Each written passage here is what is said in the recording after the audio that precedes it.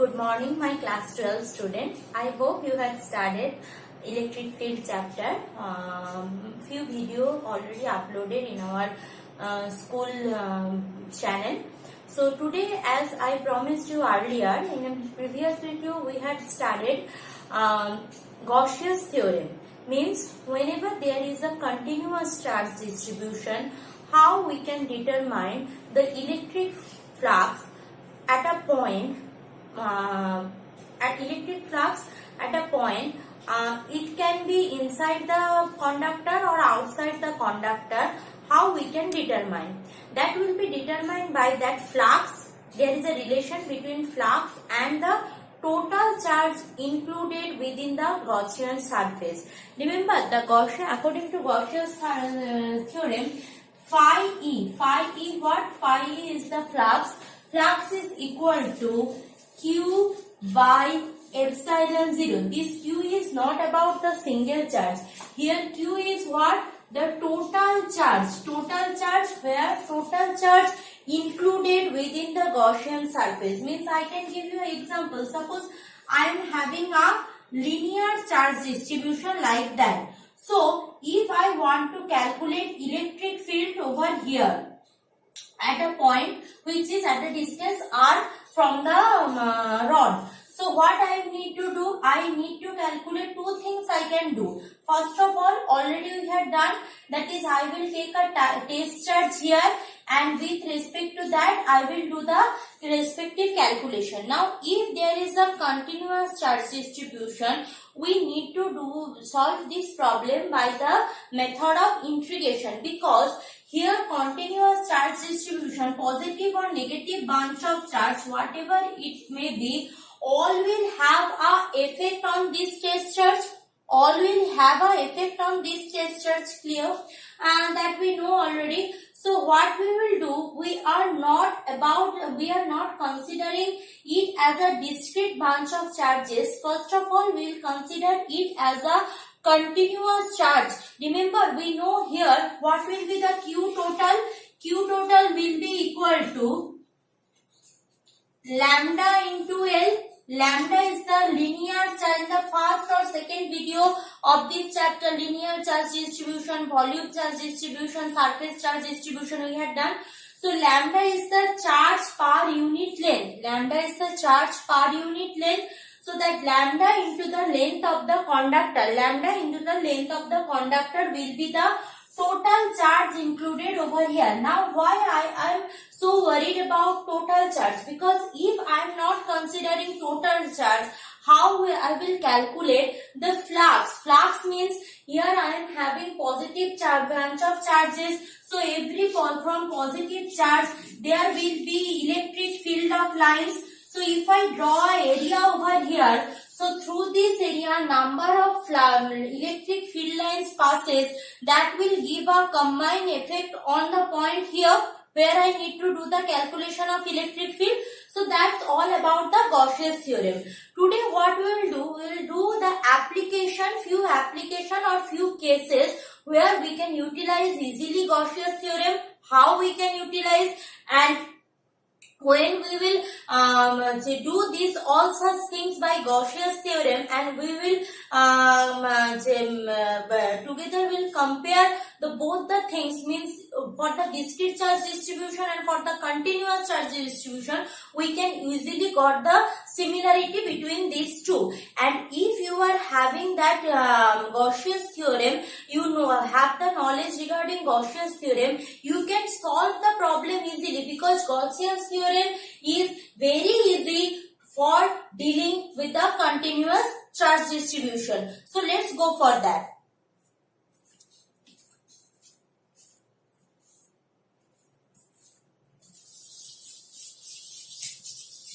In my PDF note, all the things given, since I am telling, first we are doing electric field due to a point charge.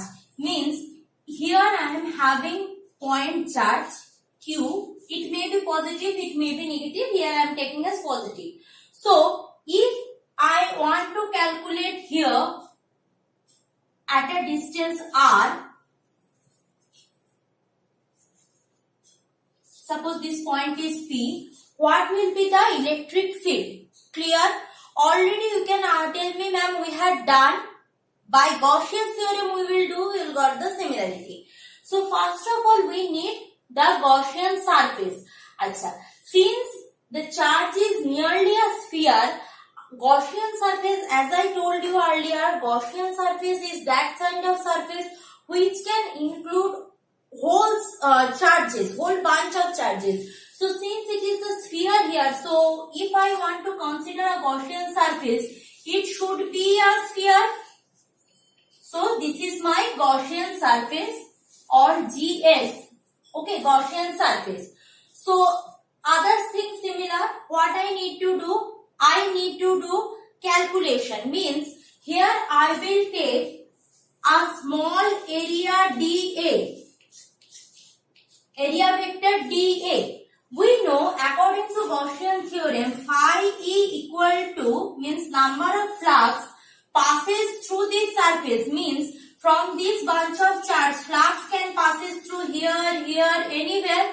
So total flux, what is the total flux due to this bunch, due to this single charge, point charge will be integration, close integration E dot dA. E is for what? E is the electric field generated by this charge and dA is what? Electric number of flux passes through this small surface. Means first I will calculate for this small surface, then I will do this close integral, then I will get the idea regarding the whole surface. That is equal to what? According to Gaussian's theorem, that is equal to Q total by epsilon 0. That much knowledge we are having. So phi E is equal to integration E dot dA. E dot dA means electric field generated by this point charge dot dA, and that is also equal to phi also equal to total charge divided by the epsilon 0. Okay, no problem. Now what I have to do, simply solve the integration and go for this electric field, because I need electric field here. So if I do the dot product, now since you can see, we know the radius always perpendicular on the here. Means if I draw a tangent over here, so this radius is perpendicular over here. If I take my point area vector here, so here also radius is what? Radius vector perpendicular, means what I want to tell that flux means electric field, direction of electric field and the area vector direction both are parallel to each other, means on the same direction. Means if this is my direction of area vector, this is also the direction of electric field, means both are propagating in the same direction. Both are propagating in the same direction. So actually that E dot dA means what I can write? E dA cos theta according to the vector calculation. So integration E dA parallel to each other means cos of 0 degree. Cos 0 degree, that is equal to Q total by epsilon 0. Q total by epsilon 0. I am just rubbing this one because no need to do, I don't need the diagram right now. Now, cos 0 means what? 1. So, simply I can write it E dA. So, integration E dA equal to Q total by epsilon 0, integration E dA, Q total by epsilon 0. Now, dA is the small area. This was my sphere. So, here this is the dA. So, if this is dA, small area dA, what is the total surface area of a sphere?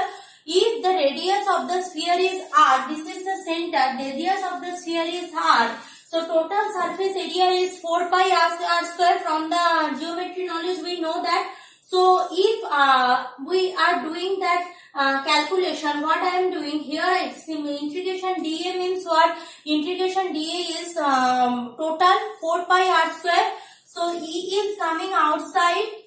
Integration dA equal to Q total by epsilon 0. So this dA will be simply 4 pi r square. So E 4 pi r square Q total by epsilon 0. Since it is a point charge, Q total means here a single charge.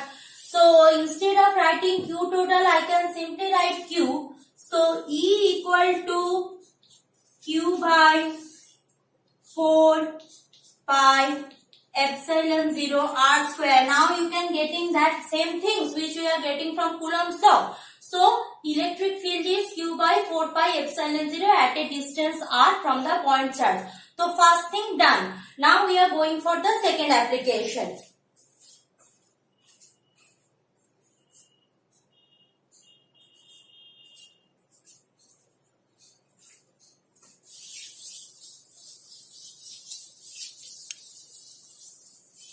Now second application is electric field due to a infinite line of charge. So first let's take, this is a infinite charge distribution, line charge distribution, means positive, positive, positive.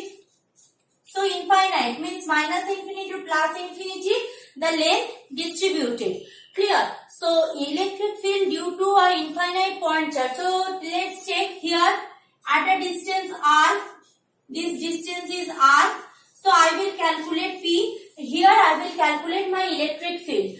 Now tell me, here which kind of Gaussian surface is needed? A sphere needed or a cylindrical or a something else?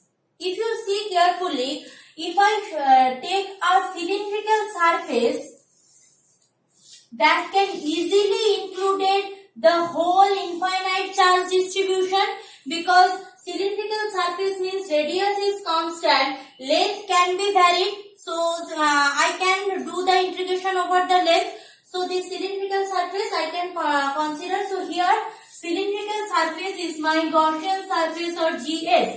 Clear? So again the same thing, here my P. So what I will do, I will take a area vector dA. Here also, if it is a line charge distribution, the direction of the electric field vector, area vector and electric field both are in the same direction. Clear? So here also the value of cos theta will be 0 degree. So as we know, phi E equal to integration, close integration E dot dA, that is equal to again Q total by epsilon 0. Q total by epsilon 0. I think no confusion. Now free that phi we are doing. We are dealing with these two. Now E dot dA. Therefore E dot dA can be written as E dA cos 0 degree. E dA cos 0 degree. That is equal to Q total by epsilon 0. Q total by epsilon 0. So cos 0 degree is 1. Electric field coming outside. So who is there only? dA Q T I am writing only epsilon 0. No need to do this diagram. I am again rubbing it. So let's go for that. Now dA. dA is the small area. If this is my cylindrical surface, dA is a small area here. What is the total surface area of a cylinder? In class 9 or 10, probably in geometry or trigonometry mensuration part. Yes, mensuration part you had done the formula. So total surface area of a cylinder means what? I need this one, because surface area, this is a hollow cylinder. So this is 2 pi r, circumference 2 pi r into the length, that is my total surface area. So here integration dA will be replaced by E 2 pi RL equal to QT by epsilon 0. Now coming for the QT. Now since it is an infinite charge distribution, plus. So infinite charge distribution means if it is a line charge distribution, what is the total charge? We know lambda L. Actually lambda dl, if length is fixed then lambda l. So simply in place of qt, what I can write? In place of qt I can write lambda l by epsilon 0, lambda l by epsilon 0. So respective only E I need to calculate. So electric field will be equal to E equal to lambda L by 2 pi R L epsilon 0, L cancel out. So lambda by 2 pi R of epsilon 0. So here who are the constant? Lambda is constant, pi is constant, epsilon 0 is constant. See, lambda is constant, pi is constant, epsilon 0 is constant. So if I go see properly, that is E is proportional to 1 by R, means more the distance from the infinite charge distribution, less is the number of electric flux passing through the surface, less is the intensity of electric field. So it is inversely proportional to electric field.